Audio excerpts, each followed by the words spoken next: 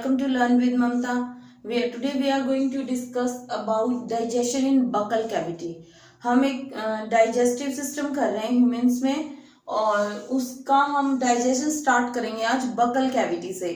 हमने इसका ओवरव्यू हमारी लास्ट क्लासेस में ले लिया था कि कैसे कौन कौन सी ग्लैंड्स यूज होती हैं इसमें और कैसे इसका डायग्राम होता है, कैसे कैसे फंक्शनिंग होती है। अब आते हैं हम प्रॉपर फंक्शनिंग पे, कैसे फंक्शनिंग होगी डाइजेस्टिव सिस्टम की। तो स्टार्ट करते हैं बकल कैविटी से। बकल कैविटी कहाँ से स्टार्ट होती है? माउथ से। माउथ में क्या होता है? टीथ होते हैं, टंग होती है ना। तो वो सब टीथ एनक्लोज करते हैं। जब हम मुंह बंद कर लेते हैं, टीथ बंद कर लेते हैं, तो टंग जिस कैविटी के अंदर प्रेजेंट होती है ना, उसको बोलते हैं हम बकल कैविटी। ठीक है। तो जो डाइजेशन के हैं वो दो टाइप होते हैं एलिमेंट्री के, मतलब डाइजेशन में दो कंपोनेंट चाहिए होते हैं। First one is alimentary canal and second one are glands. Glands हम ऑलरेडी डिस्कस कर चुके हैं। अब हम स्टार्ट करेंगे एलिमेंट्री कैनाल में digestion. So digestion in buccal cavity. Buccal cavity में क्या होता है? फूड मुंह में जाते ही सबसे पहले तो मैकेनिकल ब्रेकडाउन होगा उसका, फिर केमिकल ब्रेकडाउन होगा। मैकेनिकल ब्रेकडाउन कैसे होगा? Via teeth. हम मुंह में जाते ही हम टीथ से फूड को कट करते हैं, तो मैकेनिकल ब्रेकडाउन हो गया फूड का। और सलाइवा उसमें मिक्स होता है, दैट इज केमिकल ब्रेकडाउन। ठीक है। सो जो ह्यूमन टूथ होता है ये इंपॉर्टेंट है। एनसीईआरटी में प्रॉपरली इसका डायग्राम और ये सब दिया हुआ था, इसलिए हम सब कुछ अच्छे से करते हुए चलेंगे। सो बकल कैविटी में फूड गया, सबसे पहले टीथ ने अपना काम किया। सो टीथ को हम अच्छे से पढ़ेंगे। टीथ के तीन पार्ट होते हैं, crown, neck and root. This is root. ठीक है। ये क्राउन पार्ट होता है जो ऊपर दिखाई देता है, ये यहाँ पे नेक होती है और नीचे रूट होती है। डायग्राम पे हम आएंगे, पहले हम पढ़ लेते हैं। क्राउन क्या होता है? एनामल का बना होता है, outer part, hardest part in our body. Hardest more than bone, bone से भी ज्यादा हार्डेस्ट पार्ट होता है। This is enamel. और फिर आती है नेक। नेक क्या है? Joint between crown and root. Crown और रूट के बीच का जो ज्वाइंट होता है उसको बोलते हैं neck. Root within the socket of jaw bone. Jaw bone के सॉकेट के अंदर होता है रूट। ठीक है। अब सॉकेट का क्या है, जॉ बोन का क्या मतलब है? अब ऐसे ही नहीं है कि कोई फिक्स लगा दी और ऊपर दांत चिपका दिया, नहीं।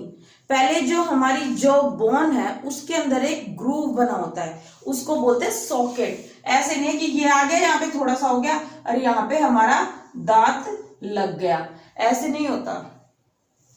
प्रॉपर ये ग्रूव आपको दिखाई दे रहा है, ऐसे ग्रूव ये। ठीक है। इस तरह से ग्रूव होता है, यहाँ पे अपना टीथ लगा होता है। ठीक है। और ऐसे ये दूसरे टीथ का सॉकेट होता है। ठीक है। So teeth are present in socket. एक प्रॉपर होल्ड मिलता है जिससे टीथ को। ठीक है। सो अब आते हैं हम डायग्राम पे। डायग्राम कैसे है? मैंने बताया आपको already, there are three parts, crown, neck and root. Crown is outer most part, neck is joining crown and root, and it is covered with gum, है ना। ये रेड पार्ट बना रखा है, this is gum, this is root. ठीक है। ये outer most part क्या है जो व्हाइट वाला हमें दिखता है? This is enamel. ये हार्डेस्ट पार्ट होता है। ये एक्टोडर्मल इन ओरिजिन होता है, एक्टोडर्मल। इसलिए तो आउटर साइड पे आप इस तरह से याद कर सकते हैं। ठीक है। एनिमोब्लास्ट सेल्स इसको सिक्रीट करती हैं। ठीक है। सेकंड जो है वो है dentine. Dentine is mesodermal origin, mesodermal. ठीक है। और जो इसको सिक्रीट करते हैं उनको बोलते हैं ओडोंटोब्लास्ट सेल्स। क्या बोलते हैं उनको? Odontoblast, odontoblast cell. ठीक है। जो डेंटाइन को करती है secrete. Next one is pulp. ठीक है। यहां पे ये पल्प होता है और इसको बोलते हैं रूट कैनाल। जो ये वाला पार्ट है इसको बोलते हैं root canal and this part is called gum. ठीक है। यहाँ पे ब्लड सप्लाई बहुत अच्छी होती है, ये रेड में दिखा रखा है, यहाँ पे ब्लड सप्लाई बहुत अच्छी होती है।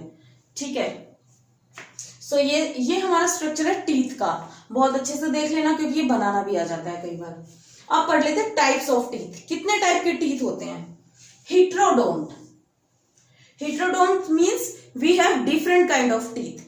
आप सबको पता है हमारे फ्रंट वाले टीथ थोड़े स्क्वायर टाइप के दिखते हैं और जो साइड वाले टीथ है वो थोड़े से पॉइंटेड होते हैं और जो हमारी पीछे वाले टीथ होते हैं वो थोड़े से ब्रॉड होते हैं। ठीक है, तो इनके नाम होते हैं incisors, canine, premolar and molar. Human beings में 4 टाइप के टीथ मिलते हैं, that's why we have heterodont teeth. Heterodont होते हैं। अब होमोडोंट क्या होते हैं? ठीक है, डिफरेंट टाइप ऑफ टीथ होते हैं। Example humans. ठीक है, same kind of teeth homodont. जो होमोडोंट होते हैं ना उसमें सारे टीथ एक ही काइंड के होते हैं, उसको बोलते हैं होमोडोंट। बच्चे इनको याद रखना बहुत जरूरी है क्योंकि इनसे एक एक नंबर का क्वेश्चन तो बनता ही बनता है। डायफाइडोंट। डायफाइडेंट क्या होता है? 2 set of teeth in 1 life span. मतलब कोई भी एक ऑर्गेनिज्म है अपने पूरे लाइफ स्पैन में उसके पास 2 बार टीथ आएंगे। ठीक है, जैसे ह्यूमन बींग्स में होता है, सबसे पहले आते हैं हमारे मिल्क टीथ। ठीक है, और फिर आते हैं हमारे परमानेंट टीथ। ठीक है, तो वी आर डायफायोडोंट। और मोनोफायोडोंट एक सेट ऑफ टीथ चलता है उसकी पूरी जिंदगी, उसका एग्जांपल है कंगारू। ठीक है, देन थीकोडोंट। थीकोडोंट मींस मैंने आपको बताया यहां पे सॉकेट के अंदर टीथ प्रेजेंट होता है। ठीक है, acrodont. Acrodont is flat surface of jaw bone. Example frog and lizard. Flat surface पे ऐसे ही चिपका रहता है, तो एग्जाम्पल इसका फ्रॉग एंड लिजर्ड। अब आते हैं हम हमारे डेंटल फॉर्मूला पे। हमारा डेंटल फॉर्मूला क्या है? Incisors, canine, premolar and molar. 2 1 2 3। This is our dental formula in adults. ये किसमें है? अडल्ट्स में। बच्चों में क्या होता है? इनफेंट्स में होता है 2 1 0 2 2 1 0 2। ये याद रखना है। ठीक है, ये हमें याद रखना है, ये डेंटल फॉर्मूला। और these terms, these are very important, you should memorize them. Okay, so after teeth there is in buccal cavity tongue is also present. What is tongue? Tongue is a muscular organ. It is freely movable organ attached to the floor of the oral cavity called frenulum. जहां पे floor पे टंग attach होता है उसको हम बोलते हैं frenulum. ठीक है, इस टाइप का स्ट्रक्चर होता है, इसमें कुछ small doors like structure present होते हैं जिनको हम बोलते हैं पैपिले। ठीक है, और टेस्ट बर्ड्स भी प्रेजेंट होते हैं जिससे कि हमें फूड के टेस्ट का पता चलता है। और ये फूड को मिक्स करने का भी काम करती है। जब फूड पार्टिकल मुंह में आ जाता है तो सलाइवा के साथ टंग के सहारे ही मिक्स किया जाता है उसको। ठीक है, फिर उसके बाद आता है ओरल कैविटी के बाद आता है अपना फेरिंक्स। फेरिंक्स क्या होता है? Common passage for food and air both. दोनों के लिए कॉमन पासेज है, तो इसको अलग कौन करता है? There is a cartilaginous flap like structure called epiglottis. Epiglottis एक फ्लैप लाइक स्ट्रक्चर होता है जो प्रेजेंट होता है फेरिंक्स में, जो प्रिवेंट करता है फूड पार्टिकल्स को वहां पे एयर पाइप में जाने से, यानी कि ट्रैकिया में जाने से रोकता है उनको। ठीक है, फूड पार्टिकल को फूड पाइप में ही भेजता है। Food pipe is that is oesophagus. ठीक है, तो ये हमें याद रखना है। Epiglottis which prevent the entry of food in wind pipe. जो हमारी एयर पाइप, विंड पाइप, जो ट्रैकिया होती है, जब ब्रीद करते हैं हम तो ट्रैकिया में उसके लिए और खाना खाते हैं उसके लिए कॉमन पासेज है, दैट इज फेरिंक्स। ठीक है, इपिग्लोटिस रोकता है फूड पार्टिकल्स को इसमें विंड पाइप में जाने से। उसके बाद आता है हमारा oesophagus. Oesophagus is a thin pipe like structure which is opens up into stomach. मतलब एक लंबी सी ट्यूब लाइक स्ट्रक्चर होती है, इसीलिए तो इसको फूड पाइप भी बोलते हैं। ठीक है, सो स्टमक में जाने से पहले हम देख लेते हैं वॉल ऑफ एलिमेंट्री कैनाल।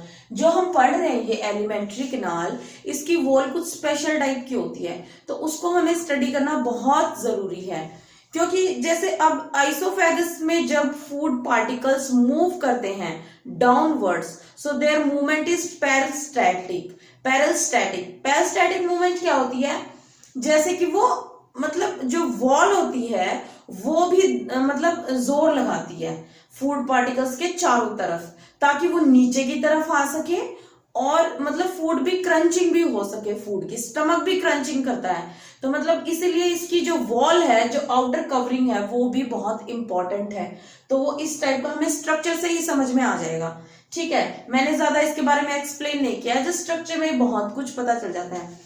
तो जो ये हमारी लेयर होती है एलिमेंट्री कैनाल की, इसकी 4 लेयर्स होती हैं। सबसे पहले सिरोसा, ठीक है, सेकंड वन इज पहली serosa, second one is muscularis, third one is submucosa and fourth one is mucosa. ठीक है, ये जो आउटर कवरिंग होती है, जो ये थिन सी कवरिंग है, थिन लेयर होती है ये, तो इसको बोलते हैं सिरोसा। ठीक है, उसके बाद जो मस्कुलरिस लेयर होती है वो 2 में डिवाइड हो जाती है।